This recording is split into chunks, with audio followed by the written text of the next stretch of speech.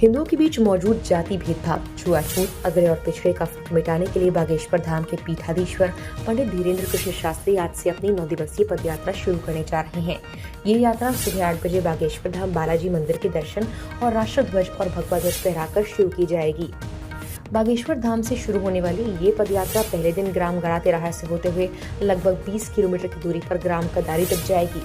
इस पदयात्रा को देश के अनेक जाने माने संतों की उपस्थिति में शुरू किया जाएगा। पदयात्रा के दौरान बुंदेली कलाकार स्थानीय लोक कलाओं का प्रदर्शन भी करेंगे। बागेश्वर धाम के पीठाधीश्वर धीरेन्द्र कृष्ण शास्त्री ने मीडिया को दी जानकारी में कहा, देश भर का हिंदू जाग रहा है, समाज के भीतर मौजूद जाति भेदभाव को खत्म कर एकजुट हो रहा है। इस पदयात्रा का उद्देश्य हिंदुओं को जगाकर भारत को साम्राज्यवान बनाना है।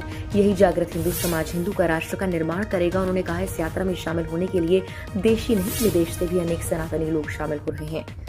लगभग 20,000 लोगों ने इस यात्रा में साथ चलने के लिए पूर्व से पंजीयन कराए हैं, जबकि इससे कई गुना ज्यादा लोग बिना पंजीयन की यात्रा में सम्मिलित हो सकते हैं। उन्होंने लोगों से शांतिपूर्ण तरीके से यात्रा में शामिल होने और उत्साह के साथ यात्रा को सफल बनाने का आह्वान किया। बागेश्वर महाराज की यात्रा 21 नवंबर को बालाजी मंदिर बागेश्वर धाम से शुरू होकर छतरपुर, नौगांव, निवाड़ी, मऊरानीपुर होते हुए 29 नवंबर को ओरछा के रामराजा मंदिर पहुंचेगी। यात्रा को सफल बनाने के लिए देश के अनेक सनातनी संत बागेश्वर महाराज के संकल्प में खड़े नजर आएंगे। बागेश्वर धाम समिति की ओर संत सम्मेलन के प्रभारी रोहित रिछारिया ने बताया कि 21 नवंबर को यात्रा के शुभारंभ मौके पर जगत गुरु तुलसी पीठाधीश्वर श्री राम भद्राचार्य जी के द्वारा भगवा ध्वज दिखाया जाना तय किया गया है, लेकिन आकस्मिक रूप से उनका स्वास्थ्य खराब हो जाने के चलते उनकी उपस्थिति पर संशय है। लेकिन 21 को देश के जाने माने संत गोपाल मणि जी, कथा व्यास संजीव कृष्ण ठाकुर, इंद्रेश उपाध्याय, हनुमानगढ़ी अयोध्या के महंत राजूदास महाराज, सुदामा कुटी वृंदावन के महंत उपस्थित रहेंगे।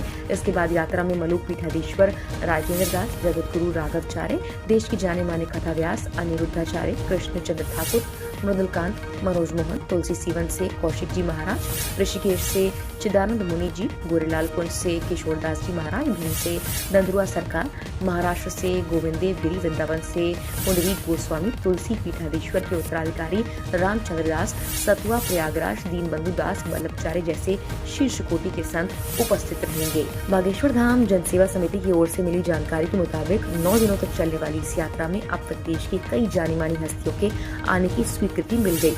इनमें फिल्म स्टार संजय दत्त, पहलवान खली, गायक कीर्तिदान गढ़वी, कन्हैया मित्तल, कॉमेडियन श्याम रंगीला, अभिनेत्री अक्षरा सिंह, गायक शीतल पांडे, दिल्ली बुंदेली गायिका कविता शर्मा, बुंदेली कलाकार हिमालय यादव और कई और कलाकार भी शामिल हैं।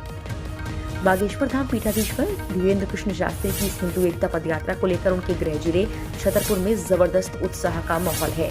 नौगांव में कुमार विश्वास, अक्षरा सिंह होंगे शामिल। हिंदू एकता पदयात्रा 23 नवंबर को मऊ सहानिया के महाराजा छत्रसाल शौर्य पीठ पर महाराजा छत्रसाल को प्रणाम करते हुए दोपहर भोजन के साथ आगे बढ़ती हुई नौगांव पहुंचेगी।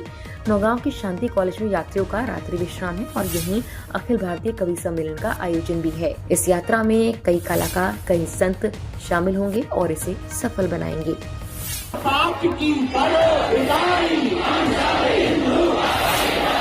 हम सब हिंदू